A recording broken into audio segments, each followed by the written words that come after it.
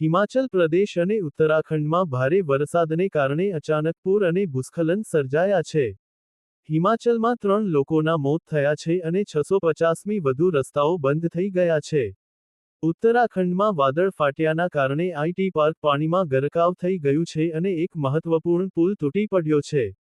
ગૃહમંત્રી અમિત શાહે જણાવ્યું કે નશીલા પદાર્થોની સમસ્યા દૂર કરવા માટે કેન્દ્ર અને રાજ્યો સાથે મળીને કામ કરવાની જરૂર છે. હાલમાં 372 જિલ્લાઓમાં નશામુક્તિ અભિયાન ચાલી રહ્યું છે. દહેરાદૂન અને આસપાસના વિસ્તારોમાં મુસળધાર વરસાદથી ભારે નુકસાન. દહેરાદૂન, નૈનીતાલ અને ચંપાવત જિલ્લાઓમાં ભારે વરસાદ અંગે ઓરેન્જ એલર્ટ જાહેર. સંયુક્ત રાષ્ટ્રની તપાસ આયોગે જણાવ્યું ઇઝરાયેલે ગાઝામાં પેલેસ્ટિનિયનોનો નરસંહાર કર્યો છે. અમેરિકામાં ભારતના રાજદૂત વિનય મોહન ક્વાત્રાએ કહ્યું કે ઇસરો નાસા ભાગીદારી ભારત અમેરિકા સહકારનો મહત્વપૂર્ણ સ્તંભ છે. આઈસીસીએ દુબઈમાં ભારત પાકિસ્તાન મેચ બાદ રેફરી અને પિચ રિપોર્ટ બદલવા અંગે પાકિસ્તાન ક્રિકેટ બોર્ડની માંગ નકારી. મેચ પછી હાથ ન મિલાવવાના વિવાદ પર બીસીસીઆઈનો કડક જવાબ કનું દબાણ માન્ય નહીં.